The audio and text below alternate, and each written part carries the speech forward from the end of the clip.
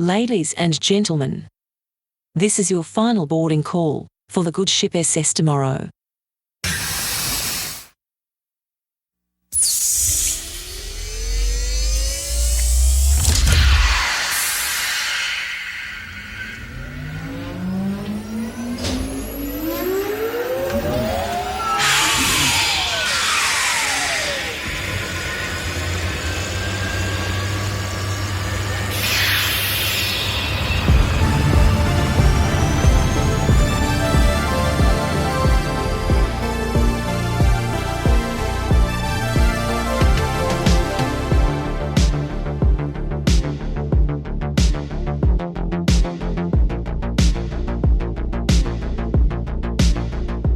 Today, on a special edition of The Friendly Futurist, we've got Professor Peter Klinken, the Chief Scientist of Western Australia.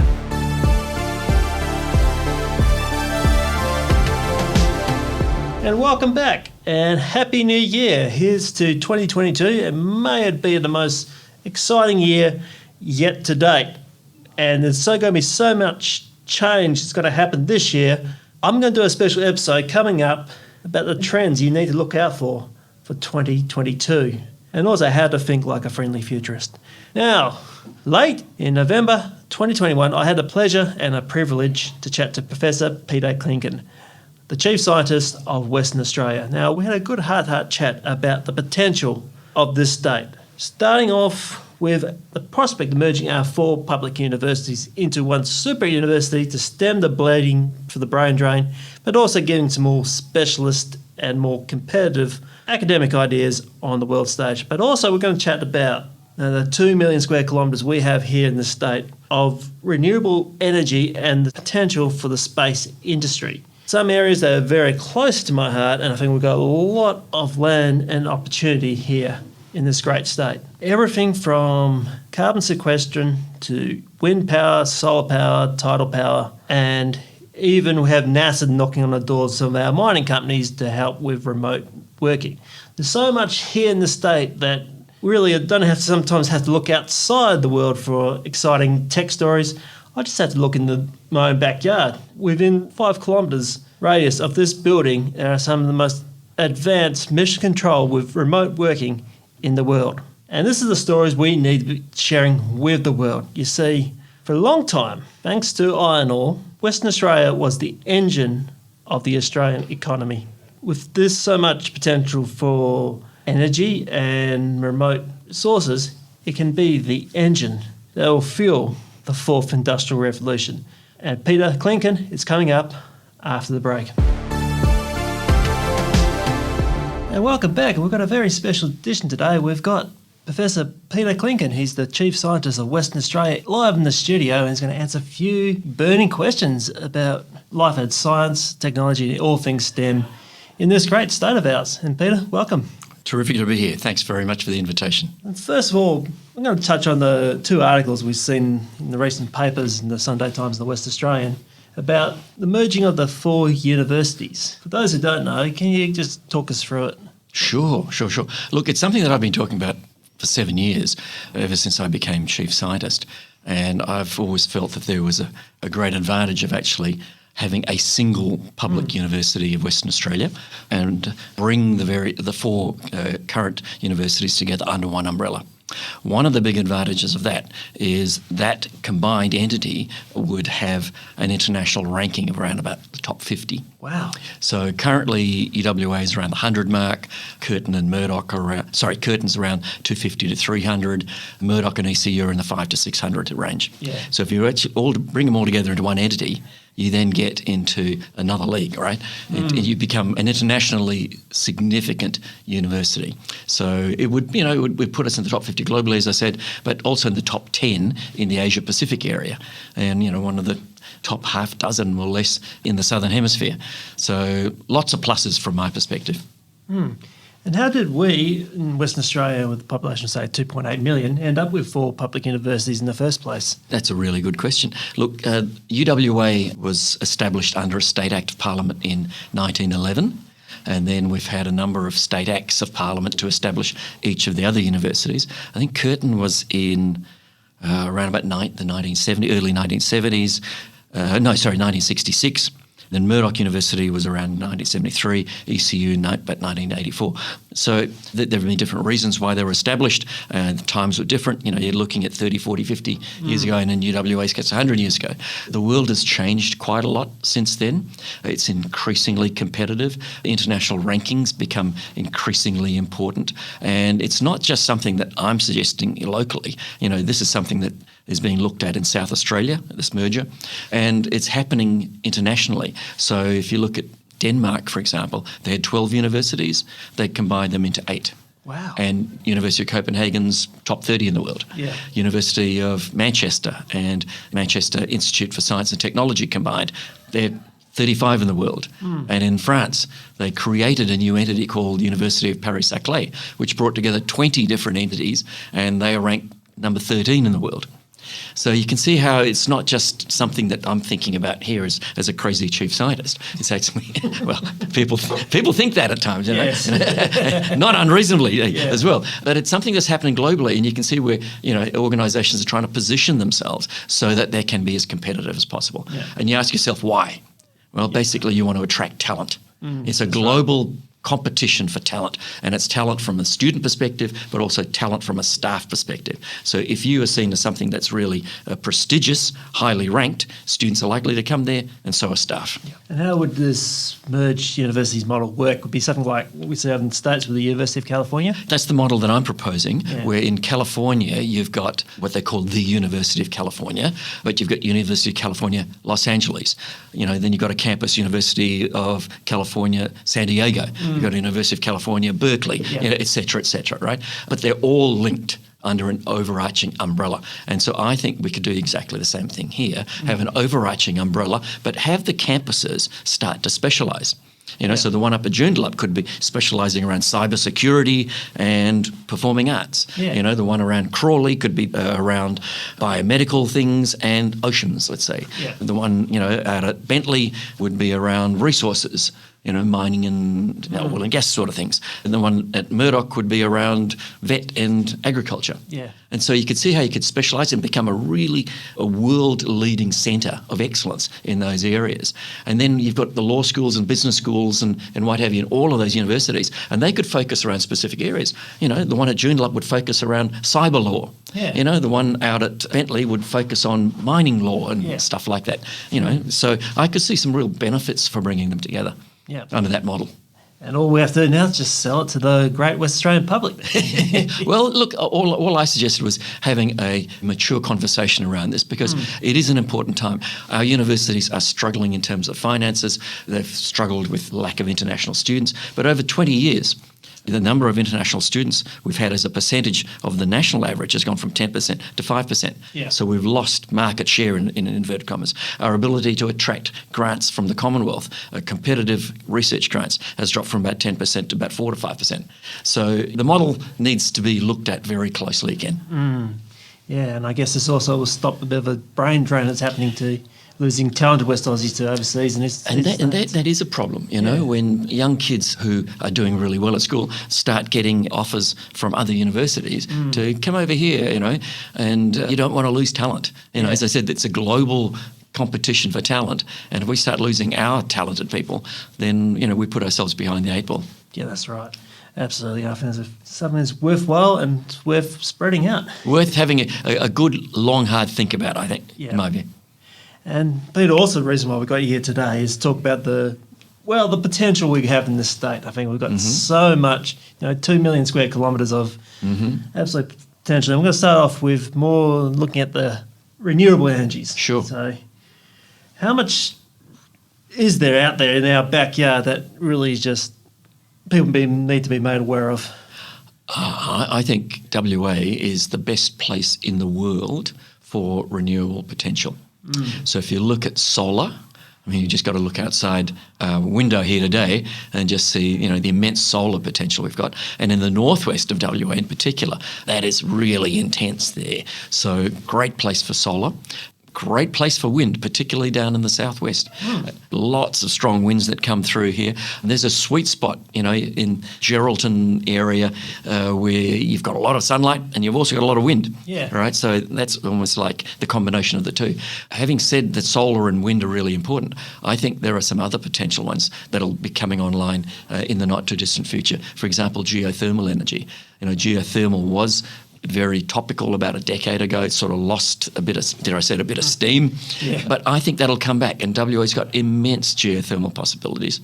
We've got a coastline of 17,000 kilometres, and wave power is going to come in at some stage, or tidal power is going to come in, right? So when you've got such an immense coastline and you've got the Southern Ocean and the Indian Ocean pumping in towards you, it'd be great to tap into that energy. And then the tides up in the northwest, will provide you with other sources of energy. So I just look at that suite and go, crikey, how many other places in the world would have that entire range? That's right. And you go, how lucky are we?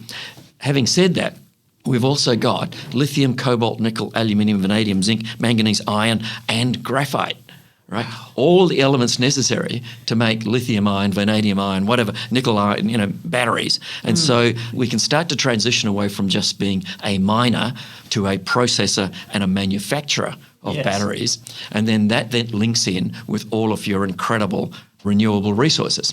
So, you can see how an orderly transition towards a renewable future can happen here in WA. We should be the world's test bed to make this orderly transition. Absolutely. I really love the idea of especially the tides, living up in the Kimberley. Yeah. Especially around Broome and Derby, they're massive. Aren't they? Yeah. And you just see whoosh, it comes in, right, stable for a little while, and then bang, goes back out again, right? And if you could tap into that and then store the energy in one way or another, perhaps by batteries or perhaps even by generating hydrogen. Yeah. Right, and use hydrogen as your energy source from there. So just massive opportunities in my view. Yeah. And also another thing that grabbed my attention rather than a phone call last week, is the concept of carbon sequestration. Yeah. Particularly, I really like the idea about capturing blue carbon and feeding it to kelp. Right. Yeah. So once again, when you look around and you see, well, what are the ways of trying to remove carbon dioxide from the air? It's a global problem, but, how can WA position itself here? Well, I think we've got massive opportunities as well, where we've got degraded or old farmland and pastoral areas where you could essentially replant trees, right? And that's terrestrial. So on land, you can regrow plants that will soak up the carbon dioxide. But the one that you're talking about, what people are talking about, is blue carbon, and that's actually getting in the oceans, getting seagrass, mangroves, things like that to grow so that they soak up carbon dioxide. And one really good place to do that would be in Shark Bay. Shark Bay had its seagrass decimated in 2011 when there was a marine heat wave, and half of the seagrass died. Whoa. So it just carked it. Yeah. Right, to use the technical term. Right? So if you could repopulate the seagrass there, it'd be great to be able to use that then to soak up more carbon dioxide. So that's another opportunity. And we've got carbon sequestration and carbon capture and sequestration. And, on Barrow Island, the Gorgon facility there has been taking carbon dioxide and trapping it. And there have been challenges with that particular project, but it's still the fourth largest CCS project in the world. And when it's complete, it'll probably be the biggest project in the world. So you're taking carbon dioxide and trapping it underground. And that leads to another really interesting possibility where, as natural gas fields start to get depleted, you take the natural gas out of them and you've been using that, you could actually reverse engineer it. So you can actually take carbon dioxide and start pumping it back underground using the same sort of pipes and what have you that are already in place. You essentially reverse engineer it. Instead of sucking the natural gas out from those caverns underground, you go, okay, well, that's empty now. Let's just pump the CO2 back in there. Wow. And so that then gives us another arm to look at how can we deal with the carbon dioxide emissions that are taking place. Yeah, just have to make sure those are pretty sealed shut once you... Absolutely, true. But then if you think about when they were extracted, there was no leakage of the natural gas prior to that, right? So they should be pretty stable. And so, you wouldn't want them to leak for sure, but there's a big opportunity there. The other thing, if I could just go off on a tangent, is what they're calling CCUS, carbon capture and utilization and storage. And I've met with 3 companies in the last 6 months, each one of them setting up ways of trying to capture carbon dioxide out of the air and turn them into useful products. Okay. Right. So actually saying, okay, everyone thinks of carbon dioxide as a bad thing, but they're going, well, how can we take that and actually use it to make something worthwhile? And so there's 3 companies in WA that are out there looking at how you can take the CO2 out and turn it into something worthwhile. Yeah, I actually remember, I think there was a report on the BBC Science podcast a couple of weeks ago. Right. A team in Switzerland actually turning carbon dioxide into a form of jet fuel. Right. Well, And we're using CO2 and sunlight. No, Right. Just crack that right now. So. All of those sorts of possibilities. So you think what plants do, they take carbon dioxide and they turn it into sugar. Yeah. Right? So if plants can do that, there's got to be ways that we can take that carbon dioxide and use it for something valuable for us. It also kind of reminds me, Netflix earlier on this year, Woody Harrelson had this documentary called Kiss the Ground. Oh, yeah. And it talks about using the soil to absorb the carbon dioxide. Yeah, so that exactly. Well, that's another way of terrestrial trapping of carbon dioxide. Yeah. So that'll be a good way to encourage the cockies out there, the farmers, for those who are living overseas, to really consider the agroforestry angle. Absolutely. Yeah. Yeah. So actually, I grew up in the Great Southern, and I think some of the land, so east of Nye, I think should never have been cleared in the first place. All the salinity problems and everything like that. Yeah, and I think that's one of the things you learn afterwards. You go, oh, this was not a good place to do that. Very tough. As you can see what's happened with the salinities come up. I think 15% of our agricultural area now has got salinity problems, right? So that needs to be redressed. And if you could actually get plants that are salt tolerant and grow in that, wouldn't that be a good way to capture CO2? Yeah, it would be. Wouldn't it? Yeah. Right? If you can find a plant that's salt tolerant and then soaks up CO2, you go, oh, there you go, it's a win-win. Yeah. And then push the water table down. Correct, exactly. And then you can probably restore all those freshwater lakes. Yeah. That country must have been really pristine when the exactly. when the first white settlers got out there. Yeah, exactly. Yeah. Absolutely. That's really it's food for thought. Interesting stuff. And now I'm going to take on to another area we discussed on the phone is the potential for the space industry. Yeah. So I think WA, once again, is incredibly blessed with our geography, where we're placed. A lot of satellites come over the top of us. We can tap into them very easily. We've got more ground stations here in WA than any other state in the country. So a lot of the satellites send their signals down here and they get processed and then distributed. We've got things like the European Space Agency has got a dirty great big dish up near Norcia. Wow. And they follow all of their deep space missions rely on that dish, right? So they've got 3 dishes around the world so that as the Earth rotates, they're constantly in touch with their deep space missions. And the one at New Norcia is critical in that process. And they're looking to put another dirty great big dish in there. So they're doing that in collaboration with NASA to monitor all of the deep space activities. But space now is really interesting, where it used to be the domain of, big countries, right? You're now seeing companies going into space. Yeah. You've got all the satellite companies that are going to space, and you're starting to see companies that are, the SpaceXs of the world, the Virgin Galacticas and what have you, taking people into space. Right? And so it's changed very much from the domain of a few very wealthy, large countries to something that's being more generalised. And so here in WA, we do remote operations really, really well. So we've got, within 5 kilometres of where we're sitting, there will be 6 to 8 companies that have got facilities that are the equivalent of NASA's mission control. Wow. So within almost half a kilometre of where you and I are sitting right now, there are 3 facilities that are monitoring and running trucks and mining facilities 2,000 kilometres away. So up in the northwest, you've got FMG, you've got BHP, you've got Rio, Woodside, Fugro, etc. They're all running facilities thousands of kilometres away in tough terrain from Perth. And so NASA's going, oh, you know what? We haven't been to the moon for a long time. You guys do this remote operations thing really well, and you're dealing with really tough terrain. Can we do stuff together when we want to go back to the moon? All right?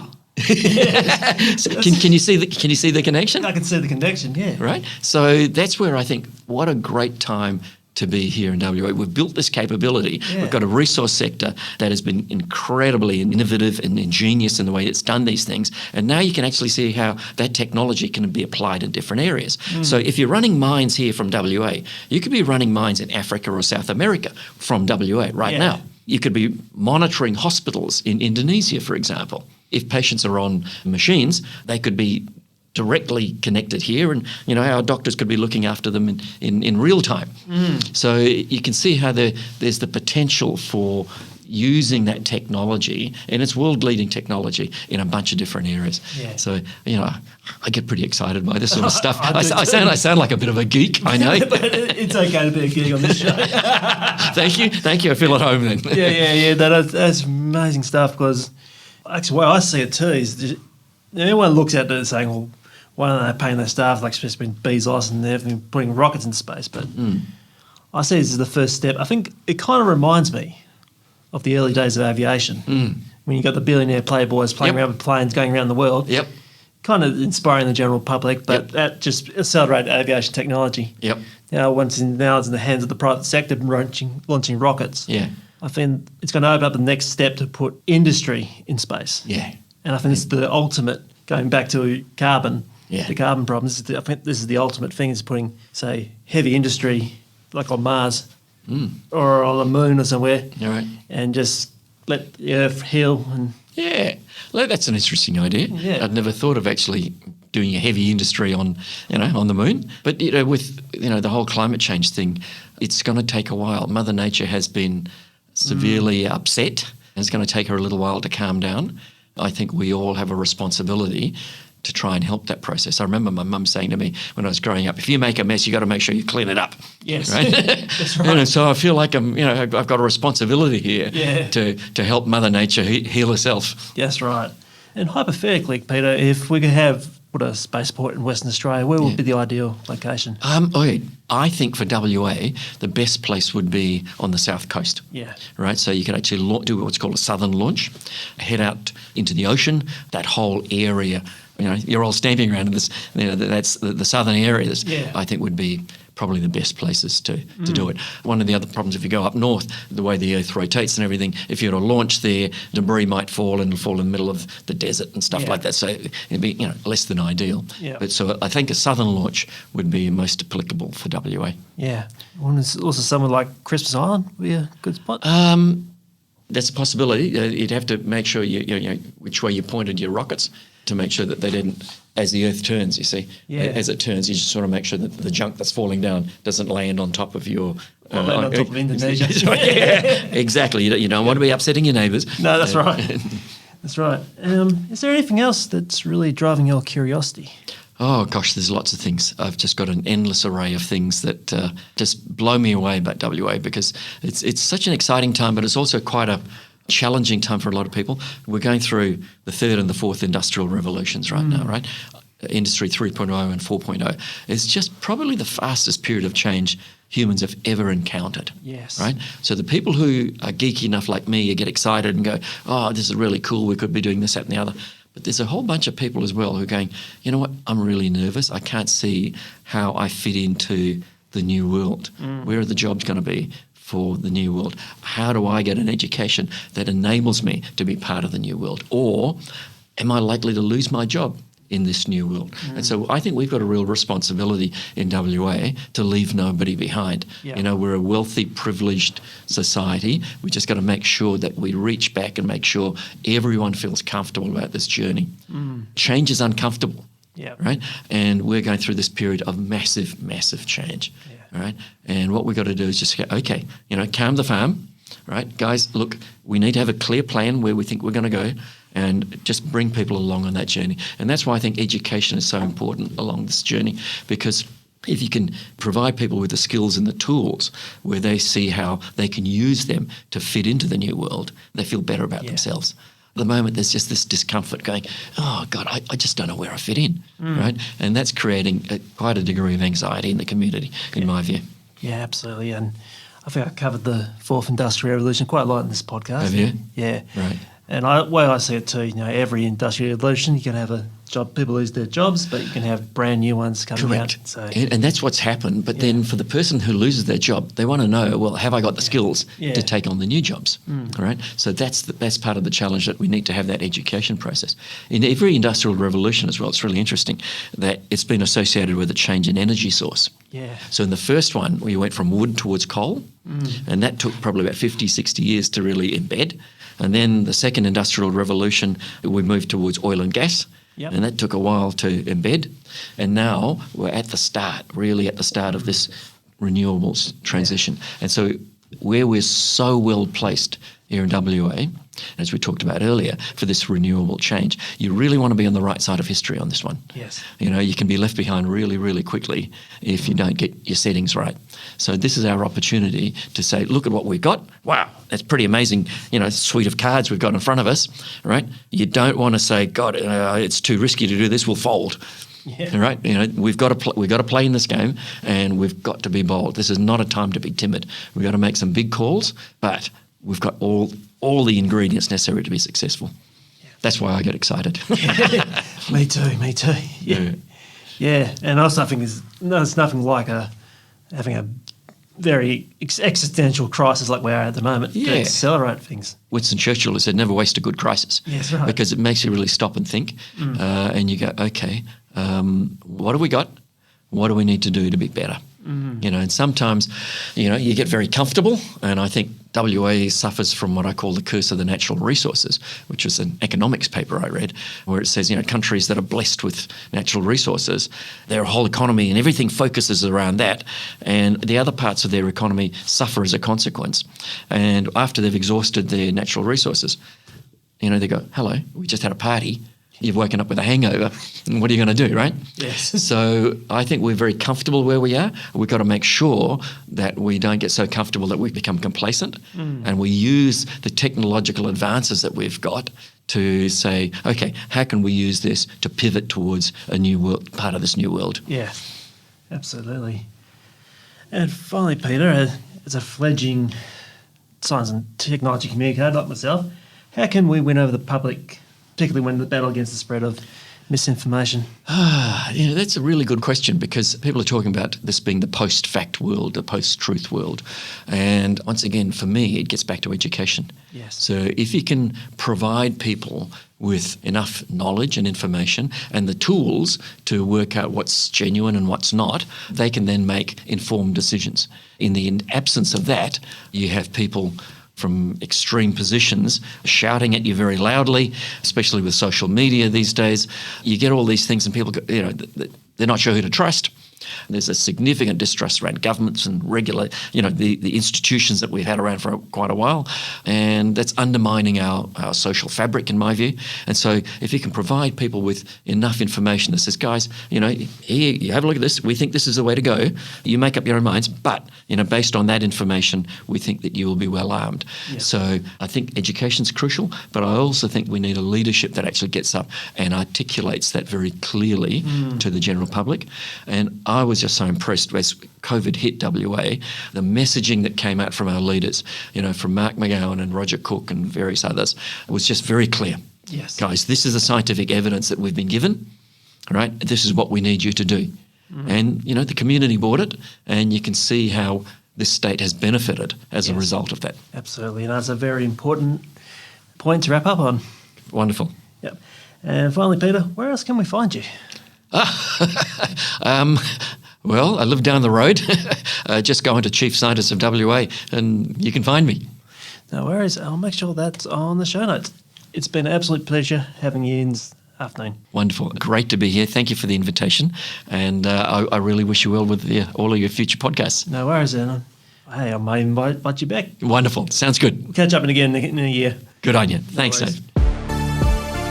And thank you very much for Peter and for Philomena for arranging this interview. And I'm sure you learnt so much about my home state of Western Australia. And if you're overseas or over in the east, please, once all the borders come up, we're looking for skilled migrants and so much potential here for everyone from experts to entrepreneurs to really make a name for themselves in this great state. So please, this is your call to adventure.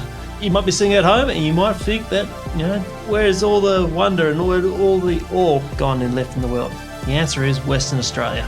Now, the Friendly Futurist will be back next time. I'm going to have a special monologue with the trends to look out for in 2022. I think it's a very important thing to set the year straight and to watch them progress over the next 12 months. The Friendly Futurist is a Podcast West production. It's produced and edited by me, Dave Monk, further editing by Alvin Lacerna. If you love this show, please give us a 5-star review on your favourite podcast platform. And if you really want to support us, chip in via Buy Me a Coffee, details in the show notes.